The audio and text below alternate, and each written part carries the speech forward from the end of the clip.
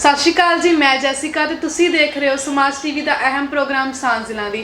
प्यारे दर्शकों, इस कार्यक्रम असीं तुहानूं वख-वख शख्सियतां नाल मिलाने आ, उन्हां नाल गलबात करदे आ जिन्हां ने अपने खेतर विच बहुत नाम कमाया है, संघर्ष करके अगे वधे ने। जिवें कि तुहानूं पता है कि कला रूह की खुराक है ते असीं अपनी रूह नूं खुश करन लई अलग अलग किरदारां नूं अदा करदे आ। ते अज साडे नाल इवें दे ही कलाकार मौजूद ने। अर्जन सिंह जी, सत श्री अकाल जी, तुहाडा बहुत बहुत स्वागत है साडे प्रोग्राम। सत श्री अकाल जी। सर, सब तो पहला मैं थोड़े बचपन और पिछोकड़ बारे जानना चाहनी हाँ कि तुसी बेसिकली कित्थों हो? जैसिका जी, मैं हाँ तो चंडीगढ़ ਦਾ जी। मेरा जन्म यमुनानगर हरियाणा ਦੇ ਵਿੱਚ ਹੋਇਆ। मेरी सारी पढ़ाई ਜਿਹੜੀ ਹੈ ਚੰਡੀਗੜ੍ਹ ਦੇ ਵਿੱਚ ਹੀ ਹੋਈ ਹੈ। ਥੀਏਟਰ ਕਰਨਾ ਪਹਿਲਾਂ ਸ਼ੁਰੂ ਕੀਤਾ ਸੀਗਾ 1990 ਤੋਂ। ਉਸ ਤੋਂ ਪਹਿਲਾਂ ਸਕੂਲ ਦੇ ਵਿੱਚ ਕਿਧਰੇ ਕਿਸੇ ਸਕਿੱਟ ਵਿੱਚ ਪਾਰਟਿਸਿਪੇਟ ਕਰ ਲਿਆ ਪਰ ਪ੍ਰੋਮੀਨੈਂਟਲੀ ਜਿਹੜਾ ਮੈਂ ਥੀਏਟਰ ਕਰਨਾ ਸ਼ੁਰੂ ਕੀਤਾ ਉਹ 1990 ਤੋਂ ਸ਼ੁਰੂ ਕੀਤਾ ਵਾ। ਤੇ ਮੈਨੂੰ ਅੱਜ ਵੀ ਯਾਦ ਹੈ ਕਿ ਸਭ ਤੋਂ ਪਹਿਲਾ ਜਿਹੜਾ ਮੈਂ ਨਾਟਕ ਕੀਤਾ ਸੀ ਉਹ ਸੀਗਾ ਅਮਰ ਖਾਲਸਾ, ਹਰਦੀਪ ਸਿੰਘ ਜੀ ਦੀ ਅਗਵਾਈ ਦੇ ਵਿੱਚ ਸੀਗਾ। ਤੇ ਉਹਦੇ ਵਿੱਚ ਸਿੱਖੀਜ਼ਮ ਨੂੰ ਪ੍ਰਮੋਟ ਕਰਨ ਦੀਆਂ ਸਾਰੀਆਂ ਗੱਲਾਂ ਸੀਗੀਆਂ। ਤੇ ਉਸ ਤੋਂ ਬਾਅਦ ਜਿਹੜੀ ਇੱਕ ਚਿਣਗ ਅੰਦਰ ਬਲਦੀ ਪਈ ਸੀਗੀ ਉਹਨੇ ਇੱਕ ਤਰ੍ਹਾਂ ਦਾ ਲਾਟ ਦਾ ਰੂਪ ਲੈ ਲਿਆ। ਫਿਰ ਹੌਲੀ ਹੌਲੀ ਥੀਏਟਰ ਨੂੰ ਆਪਾਂ ਸਮਰਪਿਤ ਹੋ ਗਏ। ਜੇ ਤੁਸੀਂ ਗੱਲ ਕੀਤੀ ਕਿ ਬਚਪਨ ਚ ਛੋਟੀ ਸਕਿੱਟਾਂ ਕਰ ਲੈਂਦੇ ਸੀ ਆਪਾਂ, ਤੇ ਸ਼ੌਂਕ ਹੁੰਦਾ ਹੈ ਆਪਾਂ ਤਾਦੀ ਸਕਿੱਟ ਕਰਦੇ ਤੇ ਤੁਹਾਨੂੰ ਕਿਸ ਤੋਂ ਇਨਸਪੀਰੇਸ਼ਨ ਮਿਲੀ ਸੀ ਜਾਂ ਤੁਹਾਨੂੰ ਬਚਪਨ ਤੋਂ ਹੀ ਸ਼ੌਂਕ ਹੁੰਦਾ ਸੀ, ਕਹਿ ਸਕਦੇ ਕਿ ਐਕਟਿੰਗ ਕਰਨ ਦਾ ਜਾਂ ਕੁਛ ਇੱਦਾਂ? ਨਹੀਂ, ਦੂਜਿਆਂ ਨੂੰ ਜਦੋਂ ਦੇਖੀਦਾ ਸੀਗਾ ਕਿ ਹਾਂ ਵੀ ਉਹ ਕਿਸ ਤਰੀਕੇ ਨਾਲ, ਉਹਨਾਂ ਦਾ ਟੀਵੀ ਤਾਂ ਹੈ ਨਹੀਂ ਸੀ ਬਿਲਕੁਲ। ਤੇ ਜਦੋਂ ਅਸੀਂ ਦੇਖੀਦਾ ਸੀ ਸਕੂਲ ਦੇ ਵਿੱਚ ਜਾਂ ਕਾਲਜ ਦੇ ਵਿੱਚ ਕੋਈ ਹੋਰ ਸਾਡੇ ਸੀਨੀਅਰ ਜਿਹੜੇ ਕਰਦੇ ਪਏ ਨੇ, ਤੇ ਮੈਨੂੰ ਅੱਜ ਵੀ ਯਾਦ ਹੈ ਕਿ ਮੈਂ ਉਸ ਵੇਲੇ ਸ਼ਾਇਦ ਦੂਸਰੀ ਜਾਂ ਤੀਸਰੀ ਕਲਾਸ ਦੇ ਵਿੱਚ ਸੀ ਤੇ ਸਾਡੀ ਸਕੂਲ ਦੇ ਵਿੱਚ ਇੱਕ ਨਾਟਕ ਹੋਇਆ ਸੀ ਤੈਮੂਰ ਲੰਗ। ਤੇ ਉਹਦੇ ਵਿੱਚ ਸਾਨੂੰ ਉਹਨਾਂ ਨੇ ਇੱਕ ਛੋਟਾ ਜਿਹਾ ਕਿਰਦਾਰ ਦਿੱਤਾ ਸੀ ਕਿ ਪਿੰਡ ਵਾਲਿਆਂ ਦਾ ਜਿਹਦੇ ਉੱਤੇ ਤੈਮੂਰ ਲੰਗ ਆ ਕੇ ਬਹੁਤ ਤਸ਼ੱਦਦ ਕਰਦਾ, ਸਾਡੀ ਮਾਰ ਕੁਟਾਈ ਹੋਈ ਹੈ। ਤੇ ਅਸੀਂ ਉਹਦੇ ਵਿੱਚ ਆਪਣੇ ਆਪ ਨੂੰ ਬਹੁਤ ਵੱਡੇ ਸਮਝਦੇ ਸੀ ਕਿ ਵੀ ਸਾਨੂੰ ਇੰਨਾ ਕੰਮ ਮਿਲ ਗਿਆ ਕਰਨ ਨੂੰ। ਤੇ ਹੈ ਤਾਂ ਭਾਵੇਂ ਛੋਟਾ ਜਿਹਾ ਕਿਰਦਾਰ ਸੀਗਾ ਪਰ ਉਹਨਾਂ ਦੇ ਨਾਲ ਫਿਲਮਾਂ ਜ਼ਰੂਰ ਹੁੰਦੀ, ਸਾਡੇ ਮਾਂ ਪਿਓ ਲੈ ਕੇ ਜਾਂਦੇ ਸੀ, ਸੋਚਦੇ ਕਿ ਹਾਂ ਵੀ ਅਸੀਂ ਵੀ ਸ਼ਾਇਦ ਉਹਨਾਂ ਹੀਰੋਜ਼ ਵਰਗੇ ਹੀ ਬਣ ਗਏ ਹਾਂ। ਅੱਛਾ, ਫੀਲ ਹੁੰਦਾ ਸੀ, ਕਹਿ ਸਕਦੇ ਕਿ ਬੱਚਾ ਫੀਲ ਉਹ ਚੀਜ਼ ਕਰਦਾ ਸੀ। ਹਾਂਜੀ ਹਾਂਜੀ ਹਾਂਜੀ, ਬੱਚਾ ਉਹ ਚੀਜ਼ ਫੀਲ ਕਰਦਾ ਸੀਗਾ। ਤੇ ਕਹਿ ਸਕਦੇ ਕਿ ਇੱਥੋਂ ਸਟਾਰਟਿੰਗ ਹੋਈ, ਹੌਲੀ ਹੌਲੀ ਹੌਲੀ ਅੱਗੇ ਵੱਧਦਾ ਗਿਆ ਤੇ ਸ਼ੌਂਕ ਵੱਧਦਾ ਗਿਆ ਤੇ ਹੌਲੀ ਹੌਲੀ ਤੁਹਾਨੂੰ ਲੱਗੇ ਕਿ ਮੈਨੂੰ ਇਸ ਰਸਤੇ ਵੱਲ ਵਧਣਾ ਚਾਹੀਦਾ, ਇਸ ਰਸਤੇ ਵੱਲ ਵਧਣਾ ਚਾਹੀਦਾ ਵਾ। ਕਿਉਂਕਿ ਜਿਸ ਵੇਲੇ ਸਾਨੂੰ ਇਸ ਰਸਤੇ ਵੱਲ ਮੈਂ ਆਇਆ ਉਸ ਵੇਲੇ ਸਾਨੂੰ ਸਿਰਫ ਇੱਕ ਇੰਸਪੀਰੇਸ਼ਨ ਇਹ ਮਿਲਦੀ ਕਿ ਹਾਂ ਵੀ ਆਪਾਂ ਨਾਟਕ ਦੀ ਵਿਧਾ ਰਾਹੀਂ ਸਮਾਜ ਦੀ ਸੇਵਾ ਕਰ ਸਕਦੇ ਹਾਂ, ਸਮਾਜ ਨੂੰ ਕੁਝ ਗਾਈਡੈਂਸ ਦੇ ਸਕਦੇ ਹਾਂ ਕਿ ਹਾਂ ਵੀ ਜਿਹੜੀਆਂ ਗੱਲਾਂ ਆਮ ਤੌਰ ਤੇ ਖੁੱਲ੍ਹ ਕੇ ਨਹੀਂ ਕੀਤੀਆਂ ਜਾ ਸਕਦੀਆਂ ਉਹ ਅਸੀਂ ਨਾਟਕੀ ਰੂਪ ਵਿੱਚ ਲੋਕਾਂ ਨੂੰ ਦਿਖਾ ਸਕਦੇ ਹਾਂ। ਬਿਲਕੁਲ ਬਿਲਕੁਲ ਬਿਲਕੁਲ, ਇਹ ਗੱਲ ਸੱਚ ਹੈ ਕਿ ਲੋਕ ਦੇਖ ਕੇ ਜਾਂ ਬੋਲੀ ਹੋਈ ਚੀਜ਼ ਨੂੰ ਨਹੀਂ ਦੇਖਦੇ, ਦੇਖ ਕੇ ਦੇਖੀ ਹੋਈ ਚੀਜ਼ ਜਲਦੀ ਸਮਝ ਜਾਂਦੇ ਨੇ। ਸਰ, ਤੁਹਾਡੀ ਫੈਮਿਲੀ ਵਿੱਚ ਕੌਣ ਕੌਣ ਹੈ? ਮੇਰੀ ਫੈਮਿਲੀ ਦੇ ਵਿੱਚ ਮੇਰੀ ਸ਼ਾਦੀ ਤੋਂ ਪਹਿਲਾਂ ਤਾਂ ਅਸੀਂ 4 ਭੈਣ ਭਰਾ ਸੀ ਜੀ, ਤੇ ਜਿਨ੍ਹਾਂ ਦੇ ਸਭ ਤੋਂ ਵੱਡਾ ਮੈਂ ਹੀ ਹਾਂ। ਤੇ ਉਸ ਤੋਂ ਬਾਅਦ ਹੁਣ ਇਸ ਟਾਈਮ ਮੇਰੇ ਕੋਲ ਇੱਕ ਬੇਟਾ ਵਾ। ਮੇਰੀ ਸ਼ਾਦੀ ਨੂੰ ਅਰਾਊਂਡ 35 ਸਾਲ ਹੋ ਚੁੱਕੇ ਹੋਏ ਨੇ ਤੇ ਅਸੀਂ ਬੜੇ ਵਧੀਆ ਤਰੀਕੇ ਨਾਲ ਤਿੰਨੇ ਜੀ ਰਹਿ ਰਹੇ ਹਾਂ। ਹੁਣੇ ਬੇਟੇ ਦੀ ਸ਼ਾਦੀ ਹੋਈ ਹੈ। ਪਰ ਇਸ ਪੂਰੇ ਸਫ਼ਰ ਦੇ ਦੌਰਾਨ ਮੈਂ ਇੱਕ ਚੀਜ਼ ਮਹਿਸੂਸ ਕਰਦਾ ਕਿ ਹਾਂ ਵੀ ਕਿਉਂਕਿ ਇਹ ਵੱਖਰੇ ਵੱਖਰੇ ਪੜਾਅ ਰਹੇ ਨੇ, ਨਾਟਕ ਵੱਖਰੇ ਹੁੰਦੇ ਨੇ, ਐਲਬਮਸ ਵੱਖਰੀਆਂ ਨੇ ਜਿਨ੍ਹਾਂ ਵਿੱਚ ਸਾਨੂੰ ਐਕਟਿੰਗ ਕਰਨ ਨੂੰ ਮਿਲ ਰਹੀ ਹੈ, ਫਿਲਮ ਦਾ ਮੀਡੀਆ ਕੁਝ ਹੋਰ ਹੈ। ਪਰ ਸਭ ਤੋਂ ਜ਼ਿਆਦਾ ਦਿਲ ਨੂੰ ਜਿਹੜੀ ਸੰਤੁਸ਼ਟੀ ਮਿਲਦੀ ਹੈ ਉਹ ਜਦੋਂ ਅਸੀਂ ਨਾਟਕ ਕਰਦੇ ਹਾਂ, ਲੋਕਾਂ ਦੇ ਨਾਲ ਖੁੱਲ੍ਹੇ ਤੌਰ 'ਤੇ ਆਮ ਤੌਰ ਸਿੱਧੇ ਤੌਰ 'ਤੇ ਜੁੜਦੇ ਹਾਂ ਅਤੇ ਨਾਲ ਹੀ ਸਾਨੂੰ ਉਸ ਦਾ ਰੈਸੀਪ੍ਰੋਕਲ ਆਵਾਜ਼ ਵੀ ਆਉਂਦੀ ਹੈ ਕਿ ਹਾਂ ਵੀ ਤਾੜੀਆਂ ਦੇ ਰੂਪ ਦੇ ਵਿੱਚ ਕਿ ਹਾਂ ਵੀ ਤੁਸੀਂ ਕੀਤਾ ਕੀ ਹੈ। ਨਾਲੇ ਕਹਿ ਸਕਦੇ ਨੇ ਕਿ ਉਹ ਇੱਕ ਟੇਕ ਹੁੰਦਾ, ਸਿਰਫ ਵਨ ਟੇਕ ਸਾਰਾ ਕੁਝ, ਔਰ ਆਪਾਂ ਉਹਦੇ 'ਚ ਦੁਬਾਰਾ ਨਹੀਂ ਰੀਟੇਕ ਨਹੀਂ ਕਰ ਸਕਦੇ ਹੈਗੇ। ਕਹਿ ਸਕਦੇ ਕਿ ਇੱਕ ਬਿਲਕੁਲ ਪਰਫੈਕਟ ਚੀਜ਼ ਚਾਹੀਦੀ, ਪਰਫੈਕਟ ਚੀਜ਼ ਦੇਣੀ ਪੈਂਦੀ ਹੈ ਤੇ ਉਸ ਦੇ ਵਾਸਤੇ ਤੁਹਾਨੂੰ ਬਹੁਤ ਰਿਹਰਸਲ ਕਰਨੀਆਂ ਪੈਂਦੀਆਂ, ਬਹੁਤ ਟਾਈਮ ਪੇ ਕਰਨਾ ਪੈਂਦਾ। ਤੇ ਮੈਂ ਇੱਕ ਗੱਲ ਜ਼ਰੂਰ ਕਹਿਣਾ ਚਾਹਾਂਗਾ, ਜਿਸ ਵੇਲੇ ਅਸੀਂ ਇਹ ਨਾਟਕ ਕਰਦੇ ਸੀ ਉਸ ਵੇਲੇ ਸਾਨੂੰ ਫੈਮਿਲੀ ਨੇ ਬਹੁਤ ਸਪੋਰਟ ਕੀਤਾ ਕਿਉਂਕਿ ਬਹੁਤ ਟਾਈਮ ਬਾਹਰ ਰਹਿਣਾ ਪੈਂਦਾ ਹੈਗਾ। ਤੁਸੀਂ ਪੜ੍ਹਾਈ ਵੀ ਕਰਨੀ ਹੈ, ਤੁਸੀਂ ਹੋਰ ਕੰਮ ਵੀ ਕਰਨੇ ਨੇ, ਨਾਲ ਘਰਦਿਆਂ ਨੂੰ ਵੀ ਟਾਈਮ ਦੇਣਾ ਵਾ। ਪਰ ਸਾਨੂੰ ਘਰਦਿਆਂ ਨੇ ਪੂਰੀ ਮੋਰਲ ਸਪੋਰਟ ਦਿੱਤੀ ਤਾਂ ਕਿ ਤੁਸੀਂ ਇਸ ਵਿਧਾ 'ਚ ਅੱਗੇ ਜਾਂਦੇ ਰਹੋ। ਸਰ, ਐਕਚੁਅਲ ਜੋ ਕਿਹੜਾ ਪੁਆਇੰਟ ਸੀਗਾ ਜਾਂ ਫਿਰ ਉਹ ਕਿਹੜਾ ਮੋਡ ਸੀਗਾ ਜਿਹੜਾ ਬਿਲਕੁਲ ਤੁਹਾਨੂੰ ਇਸ ਲਾਈਨ ਵੱਲ ਸਿੱਧਾ ਲੈ ਗਿਆ ਹੈ, ਬਿਲਕੁਲ ਤੁਹਾਨੂੰ ਲੱਗ ਗਿਆ ਪਤਾ ਕਿ ਮੈਂ ਇੱਥੇ ਖੜਾ ਹਾਂ, ਉਹ ਡੈਸਟੀਨੀ ਹੈ, ਮੈਂ ਉਸ ਵੱਲ ਜਾਣਾ ਹੈ? ਇਸ ਦੇ ਵਿੱਚ ਵੀ ਇੱਕ ਜੈਸਿਕਾ ਜੀ ਬਹੁਤ ਅਹਿਮ ਗੱਲ ਆਈ ਸੀ ਸਾਹਮਣੇ, ਜਿਸ ਵੇਲੇ ਮੈਨੂੰ ਤਕਰੀਬਨ 4 ਜਾਂ 5 ਸਾਲ ਹੋ ਗਏ ਸੀਗੇ ਨਾਟਕ ਕਰਦੇ ਨੂੰ। ਤੇ ਉਸ ਵੇਲੇ ਕੀ ਹੋਇਆ ਵੀ ਕੁਝ ਗੱਲਾਂ ਜਿਹੜੀਆਂ ਨੇ ਅਸੀਂ ਸਟੇਜ ਉੱਤੇ ਨਹੀਂ ਕਹਿ ਸਕਦੇ ਜਾਂ ਕੈਮਰੇ ਸਾਹਮਣੇ ਨਹੀਂ ਕਹਿ ਸਕਦੇ। ਇੱਕ ਇਸ ਤਰੀਕੇ ਦਾ ਮੈਨੂੰ ਉਹ ਕਮੈਂਟ ਮਿਲਿਆ ਕਿ ਹਾਂ ਵੀ ਤੁਸੀਂ ਕੁਝ ਕਰ ਹੀ ਨਹੀਂ ਸਕਦੇ। ਜਿਸ ਵੇਲੇ ਸਾਨੂੰ ਇਹ ਮਿਲਿਆ ਗੱਲ ਕਿ ਹਾਂ ਵੀ ਤੁਸੀਂ ਕੁਝ ਕਰ ਨਹੀਂ ਸਕਦੇ, ਤਾਂ ਫਿਰ ਦਿਲ ਦੇ ਵਿੱਚ ਇੱਕ ਲਲਕ ਜਾਗੀ ਕਿ ਹਾਂ ਵੀ ਅਸੀਂ ਵੀ ਕੁਝ ਕਰਕੇ ਦਿਖਾ ਸਕਦੇ ਹਾਂ।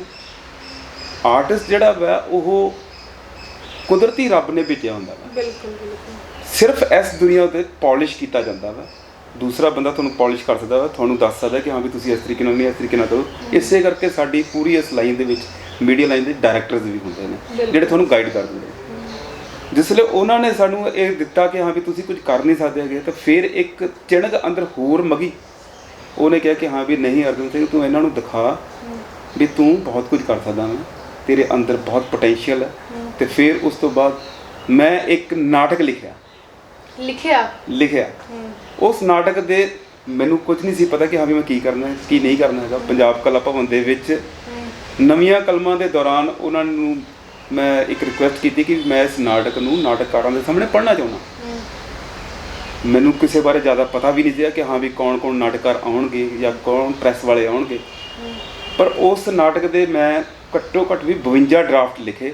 ਔਰ ਫਾਈਨਲੀ ਜਿੱਥੇ ਮੈਂ ਡਰਾਫਟ ਲਿਖ ਕੇ ਉਹਨਾਂ ਸਾਹਮਣੇ ਪੜ੍ਹਿਆ, ਦੈਨ ਉੱਥੇ ਸਪੈਲ ਬਾਉਂਡ ਸਾਈਲੈਂਸ ਸੀਗੀ।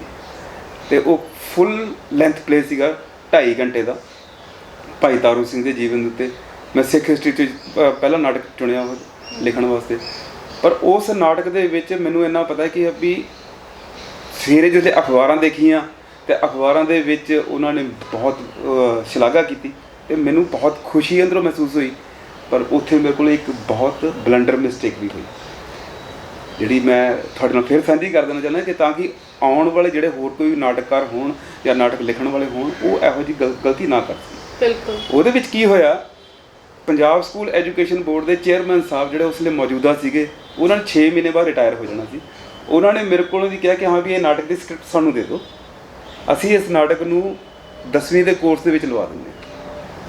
ਮੈਨੂੰ ਕਿਉਂਕਿ ਕੁਝ ਪਤਾ ਨਹੀਂ ਸੀਗਾ ਕਿ ਹਾਂ ਵੀ ਇਹ ਲੱਗੇਗਾ ਜਾਂ ਨਹੀਂ ਲੱਗੇਗਾ ਜਾਂ ਕੁਝ ਵੀ ਹੈ, ਅਤੇ ਮੈਂ ਉਹਨਾਂ ਨੂੰ ਪਲੇਨਲੀ ਮਨਾ ਕਰਤਾ ਕਿ ਵੀ ਮੈਂ ਇਸ ਨਾਟਕ ਨੂੰ ਪਹਿਲਾਂ ਖੇਡਾਂਗਾ ਤਾਂ ਕਿ ਮੈਂ ਜਿਹੜੇ ਬੰਦਿਆਂ ਨੇ ਮੈਨੂੰ ਉਹ ਕਮੈਂਟ ਦਿੱਤਾ ਕਿ ਹਾਂ ਵੀ ਤੁਸੀਂ ਕੁਝ ਨਹੀਂ ਕਰਦੇ ਤਾਂ ਕਿ ਉਹਨਾਂ ਨੂੰ ਦਿਖਾ ਸਕਾਂ।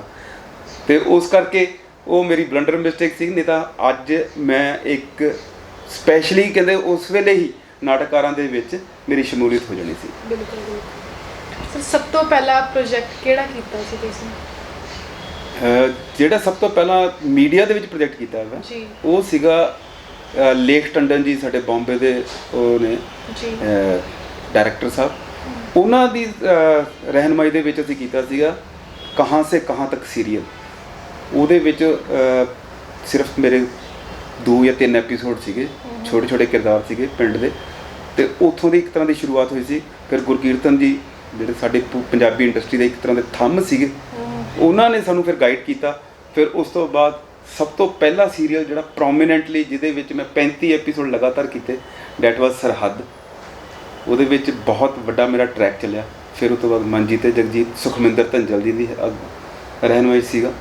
ਫਿਰ ਉਸ ਤੋਂ ਬਾਅਦ ਤਾਂ ਅਸੀਂ ਪਿੱਛੇ ਮੁੜ ਕੇ ਦੇਖਿਆ ਹੀ ਨਹੀਂ ਕਿ ਸੀਰੀਅਲ ਅਲਫਾ ਪੰਜਾਬੀ ਔਰ ਲਿਸ਼ਕਾਰਾ 'ਤੇ ਚੱਲਦੇ ਰਹੇ। ਫਿਰ ਨਾਲ ਦੇ ਨਾਲ ਹੀ ਇਹਨਾਂ ਦੇ ਨਾਲ ਐਲਬਮਸ ਮਿਲਦੀਆਂ ਗਈਆਂ, ਗਾਣੇ ਕੀ ਕਰਦੇ ਰਹੇ, ਸ਼ਾਰਟ ਫਿਲਮਸ ਕੀਤੀਆਂ। ਕੁਝ ਸ਼ਾਰਟ ਫਿਲਮ ਜਿਹੜੀਆਂ ਨੇ ਉਹ ਸਿੱਖੀਜ਼ਮ ਉੱਤੇ ਬੇਸਡ ਨੇ ਜਿਹੜੀਆਂ ਕੀਤੀਆਂ। ਫਿਰ 2 ਟੈਲੀਫਿਲਮਾਂ ਜਿਹੜੀਆਂ ਨੇ ਉਹ ਮੈਂ ਡਾਇਰੈਕਟ ਕੀਤੀਆਂ, ਉਹ ਵੀ ਸਿੱਖੀਜ਼ਮ 'ਤੇ ਸੀਗੀਆਂ ਅਤੇ ਜਿਹੜੀਆਂ ਖੁਦ ਮੈਂ ਲਿਖੀਆਂ ਸੀ। ਰਾਈਟ ਨਾਓ ਮੈਂ ਤਕਰੀਬਨ 35 ਸਿੱਖ ਹਿਸਟਰੀ ਦੇ ਉੱਤੇ ਬੇਸਡ ਫਿਲਮਸ ਲਿਖ ਚੁੱਕਾ ਹੋਇਆ ਹਾਂ। ਅਤੇ ਇੱਕ ਅੱਜ ਦੀ ਡੇਟ ਦੇ ਵਿੱਚ ਹੁਣ ਮੈਨੂੰ ਮਿਲੀ ਹੋਈ ਹੈ ਫੀਚਰ ਫਿਲਮ ਜਿਹੜੀ ਅਨਨੇਮਡ ਹੈ, ਉਹਨੂੰ ਮੈਂ ਲਿਖ ਰਿਹਾ ਹਾਂ। ਅਤੇ ਉਹ ਕਹਿ ਸਕਦੇ ਨੇ ਕਿ ਅਪਕਮਿੰਗ ਪ੍ਰੋਜੈਕਟਸ ਆ ਰਹੇ ਨੇ, ਅਪਕਮਿੰਗ ਪ੍ਰੋਜੈਕਟ ਦੇ ਵਿੱਚ ਆ ਜਾਣਾ ਬਿਲਕੁਲ ਆ ਰਹੇ ਨੇ। ਅਤੇ ਕੁਝ ਸੌਂਗ ਕੀਤੇ ਹੋਏ ਤੁਸੀਂ ਕਹਿ ਰਹੇ ਹੋ, ਸ਼ਾਰਟ ਮੂਵੀਜ਼ ਕੀਤੀਆਂ, ਮਤਲਬ ਕਹਿ ਸਕਦੇ ਹਾਂ ਕਿ ਹਰ ਇੱਕ ਚੀਜ਼ ਦਾ ਮਤਲਬ ਇੱਕ ਪੈਰਲਲ ਵੇ ਨਾਲ ਇੱਕ ਅਲੱਗ ਜਗ੍ਹਾ ਬਣਾ ਕੇ ਤੁਸੀਂ ਕੀਤਾ। ਡਾਇਰੈਕਸ਼ਨ ਵੀ ਕੀਤੀ ਹੋਈ ਹੈ, ਰਾਈਟਿੰਗ ਵੀ ਕੀਤੀ ਹੋਈ ਹੈ ਜੀ। ਅਤੇ ਮਤਲਬ ਆਪਾਂ ਤੁਸੀਂ ਕਹਿ ਰਹੇ ਕਿ ਮੈਂ ਐਕਟਿੰਗ ਕਰਦਾ ਸੀ, ਮੈਂ ਐਕਚੁਅਲੀ ਉਹ ਚੀਜ਼ ਲਿਖੀ ਇਸ ਲਈ ਸੀ ਮੈਂ ਕਿਸੇ ਨੂੰ ਜਵਾਬ ਦੇ ਸਕਾਂ। ਉਸ ਤੋਂ ਬਾਅਦ ਅਸੀਂ ਡਾਇਰੈਕਸ਼ਨ ਵੱਲ ਆ ਗਏ, ਕੁਝ ਚੀਜ਼ਾਂ ਕੀਤੀਆਂ। ਅਤੇ ਨਹੀਂ, ਮੇਰਾ ਐਕਟਿੰਗ ਜਿਹੜਾ ਜੈਸਿਕਾ ਜੀ ਹਜੇ ਵੀ ਮੇਰਾ ਫਸਟ ਪੈਸ਼ਨ, ਬਿਲਕੁਲ ਬਿਕੋਜ਼ ਜਦੋਂ ਮੈਂ ਐਕਟਿੰਗ ਕਰਦਾ ਸੀਗਾ ਤਾਂ ਪਹਿਲੇ ਲੋਕੀ ਸਾਰੇ ਜਿਹੜੇ ਮੈਨੂੰ ਕਹਿੰਦੇ ਸੀ ਵੀ ਤੇਰਾ ਫੇਸ ਜਿਹੜਾ ਬੜਾ ਸੋਬਰ ਆ, ਤੂੰ ਬਹੁਤ ਠੰਡੇ ਜਿਹੇ ਮਿੱਠੇ ਜਿਹੇ ਕਿਰਦਾਰ ਕਰਦਾ। ਬਿਲਕੁਲ।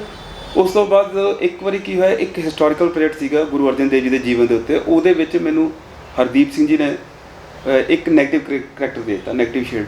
ਜਿਸ ਵੇਲੇ ਮੈਂ ਨੈਗੇਟਿਵ ਸ਼ੇਡ ਪਲੇ ਕੀਤਾ ਤਾਂ ਉਸ ਤੋਂ ਬਾਅਦ ਅੱਜ ਤੱਕ ਮੈਨੂੰ ਸਿਰਫ ਇਹੀ ਕਮੈਂਟ ਮਿਲਦਾ ਕਿ ਤੂੰ ਨੈਗੇਟਿਵ ਸ਼ੇਡ ਹੀ ਕਰਦਾ। ਮੈਨੂੰ ਕਿਸੇ ਵੀ ਜ਼ੋਨਰ ਦੇ ਵਿੱਚ ਅੱਜ ਤੱਕ ਕੋਈ ਪ੍ਰੋਬਲਮ ਨਹੀਂ ਆਈ, ਭਾਵੇਂ ਨੈਗੇਟਿਵ ਸ਼ੇਡਸ ਹੋਣ, ਪੋਜ਼ੀਟਿਵ ਸ਼ੇਡਸ ਹੋਣ, ਕਾਮੇਡੀ ਹੋਵੇ, ਕਿਸੇ ਵਿੱਚ ਕੋਈ ਪ੍ਰੋਬਲਮ ਨਹੀਂ ਆਈ। ਮਤਲਬ ਕਹਿ ਸਕਦੇ ਹਾਂ ਕਿ ਹਰ ਇੱਕ ਚੀਜ਼ ਇੱਕ ਬਿਲਕੁਲ ਪੈਰਲਲ ਵੇ ਨਾਲ ਚੱਲ ਰਹੀ ਸੀ। ਜੀ। ਹਰ ਇੱਕ ਚੀਜ਼ ਪੈਰਲਲ ਵੇ ਨਾਲ ਚੱਲ ਰਹੀ ਸੀ। ਕੋਈ ਕੰਮ ਨਾਲ ਜੁੜੀ ਹੋਈ ਯਾਦ? ਕੰਮ ਨਾਲ ਜੁੜੀ ਹੋਈ ਯਾਦ ਹੈ ਕਿ ਹਾਂ ਵੀ ਮੇਰਾ ਤਾਂ ਸਿਰਫ ਮੈਂ ਇੱਕ ਚੀਜ਼ ਸਿੱਖੀ ਹੈ ਥੀਏਟਰ ਦੇ ਵਿੱਚ, ਡਿਸਪਲਿਨ ਬਹੁਤ ਜਲਦੀ ਆ ਜਾਂਦਾ ਵਾ, ਤੁਹਾਨੂੰ ਪੇ ਕਰਦਾ ਵਾ। ਮੈਂ ਅੱਜ ਤੱਕ ਇੱਕੋ ਚੀਜ਼ ਸਿੱਖੀ ਹੈ ਕਿ ਹਾਂ ਵੀ ਜਦੋਂ ਵੀ ਜਾਣਾ ਵਾ, ਕਿਸੇ ਵੀ ਥਾਂ 'ਤੇ ਜਾਣਾ ਵਾ ਜਾਂ ਕੋਈ ਵੀ ਕੰਮ ਕਰਨਾ ਵਾ, ਉਹਨੂੰ with full dedication, full devotion ਕਰਨਾ ਪਏਗਾ, ਤਾਂ ਹੀ ਤੁਸੀਂ ਡਿਟਰਮਾਈਂਡ ਹੋਵੋਗੇ ਉਸ ਫੀਲਡ ਦੇ ਸਕਸੈਸ ਲੈਣ ਵਾਸਤੇ। ਬਿਲਕੁਲ। ਤੇ ਮੇਰੀ ਯਾਦ ਇੱਕ ਹੈਗੀ ਹੈ ਕਿ ਹਾਂ ਵੀ ਮੈਂ ਇੱਕ ਵਾਰੀ ਕਹਿੰਦੇ ਇੱਕ ਸ਼ੂਟ ਸੀਗਾ ਮਨਾਲੀ, ਤੇ ਗਰੀਸ਼ ਦੀ ਫਿਲਮ ਸੀਗੀ, ਤੇ ਉੱਥੇ ਅਸੀਂ ਚਲੇ ਗਏ। ਤੇ ਅੱਜ ਦੀ ਡੇਟ ਦੇ 'ਚ ਉਹ ਡਾਇਰੈਕਟਰ ਸਰ ਨੇ ਕਹਿੰਦੇ ਵੀ ਆਪਣੇ ਸੰਦੀਪ ਜੀ ਤੇ ਸਮੀਪ ਕੰਗਰੀ, ਤੇ ਉਹ ਉਸ ਵੇਲੇ ਐਜ਼ ਹੀਰੋ ਕੰਮ ਕਰ ਰਹੇ ਸੀ ਉਹਦੇ ਵਿੱਚ, ਫਿਲਮ ਦੇ ਵਿੱਚ। ਤੇ ਅਸੀਂ ਉੱਥੇ ਚਲੇ ਗਏ, ਤੇ ਉੱਥੇ ਉਹਨਾਂ ਨੇ ਮੈਨੂੰ ਸਿਰਫ ਸ਼ਾਰਟ ਸਪੈਨ ਦਿੱਤਾ ਸੀ ਕਿ ਹਾਂ ਵੀ 6 ਘੰਟੇ ਦੇ ਵਿੱਚ ਤੁਸੀਂ ਮਨਾਲੀ ਪਹੁੰਚਣਾ। That was near to impossible, but ਮੈਂ ਫਿਰ ਵੀ ਉੱਥੇ ਵੀ ਉਸੇ ਵੇਲੇ ਆਪਣਾ ਬੈਗ ਪੈਕ ਕੀਤਾ ਤੇ ਆਈ ਵਾਜ਼ ਇਨ ਮਨਾਲੀ। 6 ਘੰਟੇ ਦੇ ਵਿੱਚ ਪਹੁੰਚਣਾ ਮੈਂ, ਹਾਂ। ਉਸ ਵੇਲੇ ਕਹਿੰਦੇ ਮੈਨੂੰ ਪਤਾ ਕਿ ਹਾਂ ਵੀ ਮੈਂ ਕਿਸ ਤਰੀਕੇ ਨਾਲ ਪਹੁੰਚਿਆ, ਬਟ ਆਈ ਵਾਜ਼ ਦੇਅਰ। ਤੇ ਚਲੇ ਗਏ ਸੀ ਜੀ। ਤੇ ਇਹ ਕਹਿ ਸਕਦੇ ਕਿ ਯਾਦ ਹੈ, ਕਹਿ ਸਕਦੇ ਇੱਕ ਪੈਸ਼ਨ ਹੁੰਦਾ ਹੈ, ਫਿਰ ਇੱਕ ਲਗਨ ਹੁੰਦੀ ਹੈ ਉਸ ਚੀਜ਼ ਵੱਲ। ਤੇ ਸਟਰਗਲ ਲਾਈਫ ਦਾ ਪਾਰਟ ਹੈ ਸਰ, ਔਰ ਇਸ ਫੀਲਡ 'ਚ ਵਿਦਆਊਟ ਸਟਰਗਲ ਆਪਾਂ ਅੱਗੇ ਵੱਧ ਹੀ ਨਹੀਂ ਸਕਦੇ। ਤੁਸੀਂ ਕੀ ਸਟਰਗਲ ਫੇਸ ਕੀਤਾ ਜਾਂ ਉਸ ਦੇ ਦੌਰਾਨ ਕੀ ਐਕਸਪੀਰੀਅੰਸਿਸ ਮਿਲੇ ਤੁਹਾਨੂੰ? ਜੈਸਿਕਾ ਜੀ, ਸਟਰਗਲ ਦੀ ਤਾਂ ਗੱਲ ਇਹ ਹੈ ਕਿ ਹਾਂ ਵੀ ਅੱਜ ਤੱਕ ਬੰਦਾ ਸਟਰਗਲ ਕਰ ਰਿਹਾ। ਬਿਲਕੁਲ, ਸਟਰਗਲ ਕਦੇ ਵੀ ਖਤਮ ਨਹੀਂ ਹੋ ਸਕਦਾ ਜੀ। ਤੇ ਸਟਰਗਲ ਦੇ ਵਿੱਚ ਇਹ ਹੈ ਕਿ ਹਾਂ ਵੀ ਅੱਜ ਦੀ ਡੇਟ ਦੇ ਵਿੱਚ ਜਿਵੇਂ ਕਿ ਸਾਡੀ ਇੰਡਸਟਰੀ ਦੇ ਵਿੱਚ ਇਹ ਹੈ ਕਿ ਹਾਂ ਵੀ ਜਿਹੜੇ ਨਵੇਂ ਆਰਟਿਸਟ ਆ ਰਹੇ ਨੇ, ਸਾਡੇ ਜਿਹੜੇ ਪ੍ਰੋਡਕਸ਼ਨ ਕੰਟਰੋਲਰਸ ਨੇ, ਬੇਸਿਕਲੀ ਕੀ ਹੈ ਕਿ ਹਾਂ ਵੀ ਜੋ ਤੁਹਾਡਾ ਹੱਕ ਬਣਦਾ ਉਹ ਮਿਲਦਾ ਨਹੀਂ, ਤੇ ਉਸ ਕਰਕੇ ਤੁਹਾਡਾ ਸਟਰਗਲ ਕੰਟੀਨਿਊ ਹੀ ਰਹਿੰਦਾ ਵਾ। ਤੇ ਪਰ ਇੱਕ ਲੈਵਲ ਇਹੋ ਜਿਹਾ ਆ ਜਾਂਦਾ ਵਾ ਕਿਸੇ ਵੇਲੇ ਜਾ ਕੇ ਜਿੱਥੇ ਸਟਰਗਲ ਥੋੜ੍ਹਾ ਜਿਹਾ ਘੱਟ ਜਾਂਦਾ, ਪਰ ਸਟਰਗਲ ਰਹਿੰਦਾ ਹੀ ਰਹਿੰਦਾ। ਮੈਂ ਇਹ ਮੰਨਦਾ ਕਿ ਹਾਂ ਵੀ ਜੇ ਤੁਸੀਂ ਸਟਰਗਲ ਕਰਦੇ ਰਹਿੰਦੇ ਹੋ ਫਿਰ ਵੀ ਤੁਸੀਂ ਪੋਲਿਸ਼ ਹੁੰਦੇ ਰਹਿੰਦੇ ਹੋ, ਬਿਕੋਜ਼ ਪੇਸ਼ੈਂਸ ਆਲਵੇਜ਼ ਪੇਜ਼। ਤੇ ਜਿਹੜਾ ਕਰੈਕਟਰ ਤੁਹਾਡੇ ਵਾਸਤੇ ਬਣਿਆ ਉਹ ਤੁਹਾਡੀ ਝੋਲੀ 'ਚ ਆਏਗਾ ਹੀ ਆਏਗਾ। ਬਿਲਕੁਲ ਆਏਗਾ ਹੀ ਆਏਗਾ। ਤੇ ਸਰ ਜਿਵੇਂ ਕਿ ਤੁਸੀਂ ਕਹਿ ਰਹੇ ਸੀ, ਫੈਮਿਲੀ ਵੱਲੋਂ ਮੈਨੂੰ ਫੁੱਲ ਸਪੋਰਟ ਸੀਗੀ, ਤੇ ਕਿਉਂਕਿ ਆਪਾਂ ਕਿਸੇ ਵੀ ਫੀਲਡ ਵੱਲ ਵੱਧਦੇ ਹਾਂ ਤੇ ਕੁਛ ਨਾ ਕੁਛ ਸਾਨੂੰ ਕਿਤੇ ਨਾ ਕਿਤੇ ਹੇਟ ਮਿਲਦੀ ਹੈ। ਤੁਸੀਂ ਸਾਡੇ ਨਾਲ ਇੱਕ ਕਿੱਸਾ ਸਾਂਝਾ ਵੀ ਕੀਤਾ, ਉਸ ਤੋਂ ਬਾਅਦ ਵੀ ਹੋ ਸਕਦਾ ਹੈ ਕਿ ਅੱਗੇ ਤੁਸੀਂ ਕਾਫੀ ਅੱਗੇ ਚੱਲਦੇ ਰਹੋ, ਕੋਈ ਨਾਟਕ ਹੋ ਗਿਆ, ਕੋਈ ਮੂਵੀ ਹੋ ਗਈ, ਕੋਈ ਵੀ ਚੀਜ਼ ਲਾ ਲਓ, ਤੁਹਾਨੂੰ ਉਸ 'ਚ ਕੋਈ ਹੇਟ ਕਮੈਂਟ ਮਿਲਿਆ ਹੋਵੇ, ਕਿਸੇ ਨੇ ਤੁਹਾਨੂੰ ਡੀਮੋਟੀਵੇਟ ਕੀਤਾ ਹੋਵੇ, ਤੇ ਇੱਕ ਟਾਈਮ ਆਪਾਂ ਇੱਕ ਚੀਜ਼ ਸੋਚ ਲੈਂਦੇ ਹਾਂ ਕਿ ਮੈਂ ਇਸ ਰਸਤੇ ਵੱਲ ਨਹੀਂ ਜਾਣਾ, ਜਾਂ ਆਪਾਂ ਉਸ ਟਾਈਮ ਥੰਮ ਜਾਂਦੇ ਹਾਂ ਉਸ ਜਗ੍ਹਾ ਤੇ। ਤੁਹਾਡੇ ਨਾਲ ਕੁਛ ਐਵੇਂ ਦਾ ਐਕਸਪੀਰੀਅੰਸ ਹੋਇਆ? ਇਹ ਜੈਸਿਕਾ ਜੀ, ਇਹ part and parcel of life, ਠੀਕ ਹੈ। ਇਹਦੇ ਵਿੱਚ ਕੀ ਹੁੰਦਾ ਵਾ ਕਿ ਵੀ ਮੈਂ ਇੱਕ ਚੀਜ਼ ਸਿੱਖੀ ਹੈ ਕਿ ਸਭ ਤੋਂ ਵੱਡਾ ਦੁਸ਼ਮਣ ਤੁਹਾਡਾ ਜਿਹੜਾ ਉਹ ਹੁੰਦਾ ਜਿਹੜਾ ਕਿਸੇ ਵੇਲੇ ਤੁਹਾਡਾ ਬਹੁਤ ਵਧੀਆ ਦੋਸਤ ਰਿਹਾ ਹੋਵੇ। ਤੇ ਉਹ ਕੀ ਆ, ਜਿਹੜੀ ਇਸ ਦੇ ਵਿੱਚ ਜਿਹੜੇ ਹੇਟ ਕਮੈਂਟਸ ਤਾਂ ਨਹੀਂ ਕਹਿੰਦਾ, ਪਰ ਉਹਨਾਂ ਨੇ ਮੈਨੂੰ ਇਸ ਪਾਸੇ ਨੂੰ ਕਹਿੰਦੇ ਵੀ ਈਵਨ ਮੋਟੀਵੇਟ ਹੀ ਕੀਤਾ ਕਿ ਹਾਂ ਵੀ ਜਿਸ ਵੇਲੇ ਉਹਨਾਂ ਨੇ ਮੇਰੇ ਰਸਤੇ ਦੇ ਵਿੱਚ ਰੋੜੇ ਅਟਕਾਉਣ ਦੀ ਕੋਸ਼ਿਸ਼ ਕੀਤੀ ਹੈ ਤਾਂ ਉਹਨਾਂ ਨੇ ਮੈਨੂੰ ਮੋਟੀਵੇਟ ਹੀ ਕੀਤਾ ਕਿ ਹਾਂ ਵੀ ਨਹੀਂ ਅਰਜਨ ਸਿੰਘ, ਵੀ ਹਾਂ ਵੀ ਜੇ ਪਹਿਲਾਂ ਕਈ ਵਾਰੀ ਸੋਚਦਾ ਹੈ ਕਿ ਹਾਂ ਵੀ ਨਹੀਂ ਚੱਲ ਛੱਡੋ ਪਰੇ, ਕੰਮ ਕਰਨਾ ਹੀ ਕਾਹਨੂੰ ਹੈ। ਫਿਰ ਉਸ ਵੇਲੇ ਸੋਚਦਾ ਕਿ ਹਾਂ ਵੀ ਨਹੀਂ, ਜੇ ਉਹ ਬੰਦੇ ਸੋਚਦੇ ਕਿ ਹਾਂ ਵੀ ਇਹ ਕੰਮ ਨਾ ਕਰੇ, ਸਗੋਂ ਕਿ ਉਹਨਾਂ ਨੂੰ ਹੋਰ ਕੰਮ ਕਰਕੇ ਦਿਖਾਇਆ ਜਾਵੇ ਕਿ ਹਾਂ ਵੀ ਜੇ ਉਹ ਸੜਦੇ ਨੇ ਤਾਂ ਸਾੜਿਆ ਜਾਵੇ ਉਹਨਾਂ ਨੂੰ, ਤੇ ਉਹਨਾਂ ਨੂੰ ਦਿਖਾਇਆ ਜਾਏ ਕਿ ਹਾਂ ਵੀ ਤੁਹਾਡਾ ਜਿਹੜਾ ਐਟੀਟਿਊਡ ਹੈ ਉਹ ਗਲਤ ਆ, ਤੁਸੀਂ ਗਲਤ ਹੋ, ਤੇ ਜਿਹੜੀ ਚੀਜ਼ ਆ ਅਸੀਂ ਕਰ ਰਹੇ ਹਾਂ ਉਹ ਸਹੀ ਹੈਗਾ। ਤੁਹਾਡੇ ਅੰਦਰ ਪੋਜ਼ਿਟਿਵਿਟੀ ਰਹਿਣੀ ਚਾਹੀਦੀ ਹੈ। ਜੇ ਦੂਸਰਾ ਬੰਦਾ ਤੁਹਾਨੂੰ ਕਿਸੇ ਤਰੀਕੇ ਨਾਲ ਡੀਮੋਰਲਾਈਜ਼ ਕਰ ਜਾਂਦਾ ਹੈ ਤਾਂ ਫਿਰ ਕੀ ਹੈ ਕਿ ਉਹ ਜਿੱਤ ਗਿਆ, ਤੁਸੀਂ ਹਾਰ ਗਏ। ਤੇ ਹਾਰਨਾ ਜਿਹੜਾ ਵਾ ਉਹ ਪੰਜਾਬੀਆਂ ਦੇ ਖੂਨ ਦੇ ਵਿੱਚ ਹੈ ਹੀ ਨਹੀਂ। ਤੇ ਮੈਨੂੰ ਲੱਗਦਾ ਕਿ ਸਰ ਐਕਚੁਅਲ 'ਚ ਜਿਹੜੇ ਪੁਆਇੰਟ 'ਤੇ ਆਪਾਂ ਇਹ ਸੋਚ ਲੈਂਦੇ ਹਾਂ ਕਿ ਬਸ ਇੱਥੇ ਮੈਂ ਕੁਛ ਨਹੀਂ ਕਰ ਸਕਦਾ, ਮੇਰਾ ਸਫ਼ਰ ਇੱਥੇ ਖਤਮ ਹੈ, ਐਕਚੁਅਲ 'ਚ ਸਫ਼ਰ ਉੱਥੋਂ ਹੀ ਸ਼ੁਰੂ ਹੁੰਦਾ ਹੈ। ਜੀ, ਐਕਚੁਅਲ ਸਫ਼ਰ ਉੱਥੋਂ ਸ਼ੁਰੂ ਹੁੰਦਾ ਹੈ। ਤੇ ਜੇ ਆਪਾਂ ਸ਼ੁਰੂ ਤੋਂ ਲੈ ਕੇ ਹੁਣ ਤੱਕ, ਕਿਉਂਕਿ ਆਪਾਂ ਸਫ਼ਰ ਬਾਰੇ ਗੱਲ ਕਰ ਰਹੇ ਹਾਂ, ਸ਼ੁਰੂ ਤੋਂ ਲੈ ਕੇ ਹੁਣ ਤੱਕ ਆਪਾਂ ਜ਼ਿੰਦਗੀ, ਐਕਸਪੀਰੀਅੰਸਿਸ, ਸਫ਼ਰ ਬਾਰੇ ਗੱਲ ਕੀਤੀ ਹੈ। ਸਟਾਰਟਿੰਗ ਤੋਂ ਲੈ ਕੇ ਹੁਣ ਤੱਕ ਸਫ਼ਰ 'ਚ ਬਹੁਤ ਕੁਝ ਹੋਇਆ ਹੋਣਾ ਜੀ ਜੀ ਤੁਹਾਨੂੰ ਬਹੁਤ ਲੋਕਾਂ ਤੋਂ ਕੁਝ ਸਿੱਖਣ ਨੂੰ ਮਿਲਿਆ ਹੋਣਾ ਕਿਉਂਕਿ ਹਰ ਇੱਕ ਇਨਸਾਨ ਜ਼ਿੰਦਗੀ 'ਚ ਸਾਨੂੰ ਕੁਝ ਨਾ ਕੁਝ ਸਿਖਾ ਕੇ ਜਾਂਦਾ ਹੈ ਤੇ ਉਸ ਸਫ਼ਰ ਨੂੰ ਜੇ ਆਪਾਂ 2 ਜਾਂ 3 ਲਾਈਨਾਂ 'ਚ ਐਕਸਪਲੇਨ ਕਰਕੇ ਉਸ ਤੋਂ ਬਾਅਦ ਸਾਡੇ ਯੂਥ ਨੂੰ ਜਾਂ ਨੌਜਵਾਨਾਂ ਨੂੰ ਇੱਕ ਮੈਸੇਜ ਵੀ ਦੇਣਾ ਹੋਵੇ ਕਿ ਇਸ ਲਾਈਨ 'ਚ ਆਪਾਂ ਇਸ ਵੇ ਨਾਲ ਅੱਗੇ ਜਾ ਸਕਦੇ ਕਿ ਕੋਈ ਸ਼ਾਰਟਕਟ ਜਿਵੇਂ ਤੁਹਾਨੂੰ ਪਤਾ ਹੈ ਕਿ ਸ਼ਾਰਟਕਟ ਮੀਨਸ ਆਪਾਂ ਛੇਤੀ ਥੱਲੇ ਡਿੱਗ ਜਾਵਾਂਗੇ ਤੇ ਤੁਸੀਂ 2-3 ਲਾਈਨਾਂ 'ਚ ਸਫ਼ਰ ਬਾਰੇ ਐਕਸਪਲੇਨ ਕਰਕੇ ਉਹਨਾਂ ਨੂੰ ਇੱਕ ਮੈਸੇਜ ਦੇਣਾ ਜੈਸਿਕਾ ਜੀ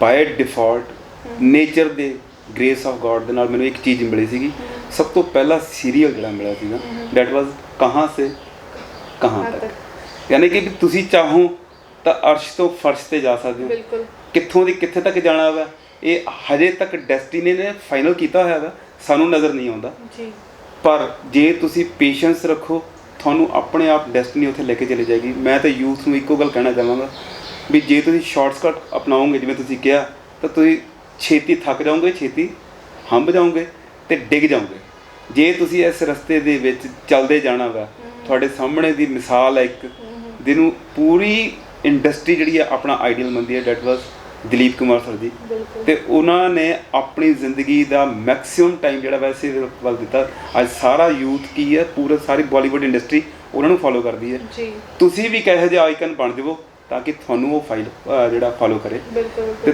ਤੁਸੀਂ ਆਪਣੀ ਮਿਹਨਤ ਕਰਦੀ ਨਾ ਛੱਡੋ ਰੱਬ ਤੁਹਾਨੂੰ ਫਲ ਦੇਗਾ ਠੀਕ ਹੈ ਕਿਉਂਕਿ ਗੀਤਾ 'ਚ ਵੀ ਇਹੀ ਕਿਹਾ ਫਲ ਦੀ ਇੱਛਾ ਨਾ ਕਰੋ ਤੁਸੀਂ ਆਪਣਾ ਕਰਮ ਕਰੋ ਤੇ ਕਰਮ ਜਿਹੜਾ ਕਰਨਾ ਵਾ ਤੁਸੀਂ ਆਪਣੀ ਇਸ ਦੁਨੀਆ ਦੇ ਵਿੱਚ ਪੂਰੀ ਤਸ਼ੱਦਦ ਨਾਲ ਪੂਰੀ ਸ਼ਿੱਦਤ ਦੇ ਨਾਲ ਕੰਮ ਕਰੋਗੇ ਤਾਂ ਫਿਰ ਤੁਸੀਂ ਸਫਲ ਹੋਵੋਗੇ ਜ਼ਰੂਰੀ ਨਹੀਂ ਆਪਾਂ ਉੱਚ ਇਹ ਵੀ ਚੀਜ਼ ਹੈ ਕਿ ਆਪਾਂ ਕੁਝ ਸੋਚ ਕੇ ਨਹੀਂ ਕਰਨਾ ਕਿ ਮੈਂ ਇਹ ਚੀਜ਼ ਕਰੂੰਗਾ ਤਾਂ ਮੈਨੂੰ ਇਹ ਚੀਜ਼ ਮਿਲੇਗੀ ਆਪਣਾ ਕਰਮ ਕਰਦੇ ਜੋ ਫਲ ਤੁਹਾਨੂੰ ਆਪੇ ਮਿਲ ਜਾਏਗਾ ਸੋ ਜਿਵੇਂ ਕਿ ਤੁਹਾਨੂੰ ਪਤਾ ਕਿ ਇਸ ਲਾਈਨ 'ਚ ਮੋਸਟਲੀ ਅੱਜ ਕੱਲ੍ਹ ਕਹਿ ਸਕਦੇ ਨੇ ਕਿ ਟ੍ਰੈਂਡ ਚੱਲ ਰਿਹਾ ਹੈ ਕਿਉਂਕਿ ਗਲੈਮਰ ਦੀ ਦੁਨੀਆ ਹੈ ਹਰ ਕੋਈ ਬੱਚਾ ਹਰ ਕੋਈ ਨੌਜਵਾਨ ਚਾਹੁੰਦਾ ਕਿ ਮੈਂ ਅੱਗੇ ਆਵਾਂ ਤੇ ਉਸ 'ਚ ਕੁਝ ਗਲਤੀਆਂ ਕਰਦੇ ਨੇ ਬਟ ਐਕਚੁਅਲ 'ਚ ਇਹ ਹੈ ਕਿ ਆਪਾਂ ਪੇਸ਼ੈਂਸ ਨਾਲ ਅੱਗੇ ਵਧਣਾ ਹੈ ਹਾਰਡ ਵਰਕ ਨਾਲ ਪੇਸ਼ੈਂਸ ਔਰ ਹਾਰਡ ਵਰਕ ਜੇ ਆਪਾਂ ਕਰਾਂਗੇ ਤਾਂ ਆਪਾਂ ਅੱਗੇ ਵਧ ਸਕਦੇ ਹਾਂ ਤੇ ਸਰ ਮੇਰੀ ਚਲੋ ਇੱਕ ਦਿਲੀ ਇੱਛਾ ਸੀਗੀ ਕਿ ਤੁਹਾਡਾ ਕੋਈ ਫੇਵਰੇਟ ਡਾਇਲੋਗ ਹੋਏਗਾ ਆਪਣੇ ਕਿਸੇ ਵੀ ਕਰੈਕਟਰ ਦਾ ਤੇ ਮੈਂ ਉਹ ਸੁਣਨਾ ਚਾਹੁੰਦੀ ਹਾਂ ਫੇਵਰੇਟ ਜੈਸਿਕਾ ਜੀ ਕਹਿੰਦੇ ਵੀ ਮੈਂ ਹੁਣ ਇੱਕ ਲੇਟੈਸਟ ਜਿਹੜਾ ਵਾ ਆਪਣਾ ਇੱਕ ਡਾਇਲੋਗ ਲਿਖਿਆ ਹੈ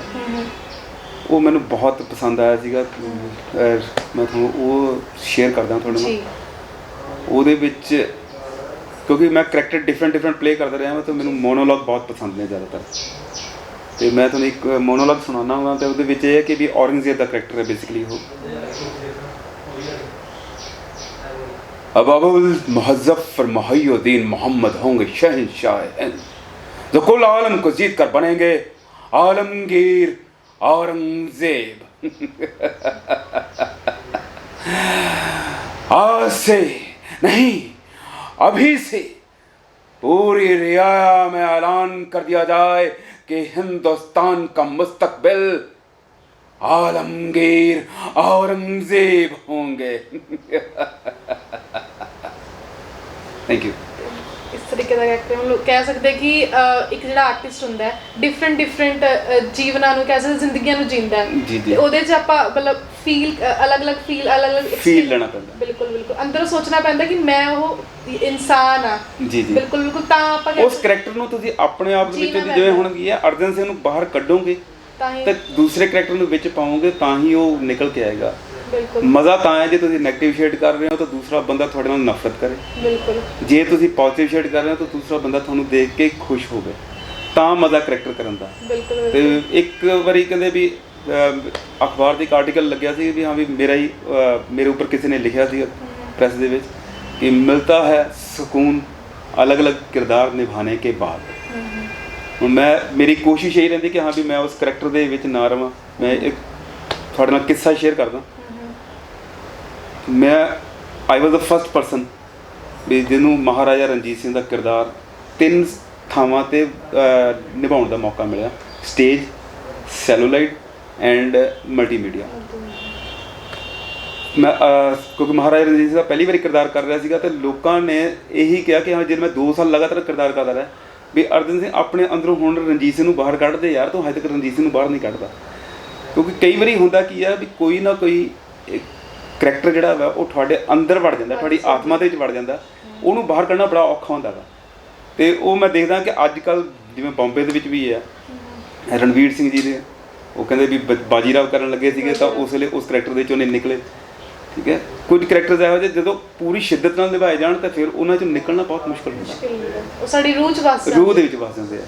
ਮੈਨੂੰ ਫॉर ਨੈਗੇਟਿਵ ਸ਼ੇਡ SGPC ਨੇ ਸਪੈਸ਼ਲੀ ਕਹਿੰਦੇ ਵੀ ਆਨਰ ਕੀਤਾ ਸੀ ਕਿ ਵੀ ਮੈਂ ਇੱਕ ਫਿਲਮ ਦੇ ਵਿੱਚ, ਟੈਲੀਫਿਲਮ ਦੇ ਵਿੱਚ ਵਜ਼ੀਰ ਖਾਨ ਦਾ ਕਰੈਕਟਰ ਕੀਤਾ, ਮੁਸਲਿਮ ਕਰੈਕਟਰ ਪਲੇ ਕੀਤਾ, ਤੇ ਉਹਦੇ ਵਿੱਚ ਮੈਂ ਇੰਨਾ ਨੈਗੇਟਿਵ ਸ਼ੇਡ ਦੇ ਵਿੱਚ ਕੀਤਾ ਸੀਗਾ ਕਿ ਹਾਂ ਵੀ ਉਹਨਾਂ ਨੇ ਮੈਨੂੰ ਸਪੈਸ਼ਲੀ ਆਨਰ ਕੀਤਾ ਕਿ ਹਾਂ ਵੀ ਤੂੰ ਬੀਇੰਗ ਏ ਬੈਪਟਾਈਜ਼ਡ ਸਿੱਖ, ਤੂੰ ਕਹਿੰਦੇ ਵੀ ਇਹ ਕਰੈਕਟਰ ਪਲੇ ਕਰ ਰਿਹਾ। ਪਰ ਇਹ ਹੈ ਕਿ ਹਾਂ ਵੀ ਮੈਨੂੰ ਤਦ ਤੱਕ ਮਜ਼ਾ ਨਹੀਂ ਆਉਂਦਾ ਜਦ ਤੱਕ ਮੈਂ ਪੂਰਾ ਉਸ ਕਰੈਕਟਰ ਨੂੰ ਨਿਭਾਵਾਂਗਾ। ਮਤਲਬ ਕਹਿ ਸਕਦੇ ਕਿ ਜਦ ਤੱਕ ਕੋਈ ਪ੍ਰੇਜ਼ ਨਾ ਕਰ ਦੇਵੇ ਕਿ ਹਾਂ ਇਹੀ ਚਾਹੀਏ, ਇਹ ਕਰੈਕਟਰ ਇਸ ਤੋਂ ਇਲਾਵਾ ਕੋਈ ਕਰ ਨਹੀਂ ਸਕਦਾ, ਕੋਈ ਇਸ ਤੋਂ ਵਧੀਆ ਨਹੀਂ ਕਰ ਸਕਦਾ ਹੈਗਾ। ਸਰ ਬਹੁਤ ਜ਼ਿਆਦਾ ਵਧੀਆ ਲੱਗਿਆ ਤੁਹਾਡੇ ਨਾਲ ਗੱਲਬਾਤ ਕਰਕੇ, ਬਹੁਤ ਜ਼ਿਆਦਾ ਮਜ਼ਾ ਆਇਆ ਮੈਨੂੰ, ਕਾਫੀ ਕੁਝ ਚੀਜ਼ਾਂ ਸਿੱਖਣ ਨੂੰ ਮਿਲੀਆਂ। ਔਰ ਐਕਟਿੰਗ ਤੁਸੀਂ ਬਹੁਤ ਹੀ ਜ਼ਿਆਦਾ ਵਧੀਆ ਕਰਦੇ ਹੋ। ਜਿਵੇਂ ਕਿ ਤੁਸੀਂ ਗੱਲ ਕੀਤੀ ਕਿ ਉਸ ਚੀਜ਼ 'ਚ ਵੜ ਜਾਓ, ਐਕਚੁਅਲ 'ਚ ਉਹੀ ਹੁੰਦਾ ਕਿ ਆਪਾਂ ਜਿਹੜਾ ਕਿਰਦਾਰ ਨਿਭਾਉਂਦੇ ਆ ਆਪਾਂ ਉਸ ਚੀਜ਼ ਨੂੰ ਉਸ ਟਾਈਮ ਜੀਣ ਲੱਗ ਜਾਈਏ ਜੀ। ਤੇ ਮੈਂ ਉਮੀਦ ਕਰਦੀ ਹਾਂ ਕਿ ਅੱਗੇ ਵਧੀਆ ਪ੍ਰੋਜੈਕਟਸ ਆਣ। ਨੈਕਸਟ ਟਾਈਮ ਮੈਂ ਫੇਰ ਕਿਸੇ ਨਾ ਕਿਸੇ ਮੌਕੇ ਨਾਲ ਤੁਹਾਡਾ ਇੰਟਰਵਿਊ ਲੈਣ ਆਵਾਂ। ਬਹੁਤ ਜ਼ਿਆਦਾ ਵਧੀਆ ਲੱਗੀ ਗੱਲ ਕਰਕੇ। ਸਤਿ ਸ਼੍ਰੀ ਅਕਾਲ। ਸਤਿ ਸ਼੍ਰੀ ਅਕਾਲ।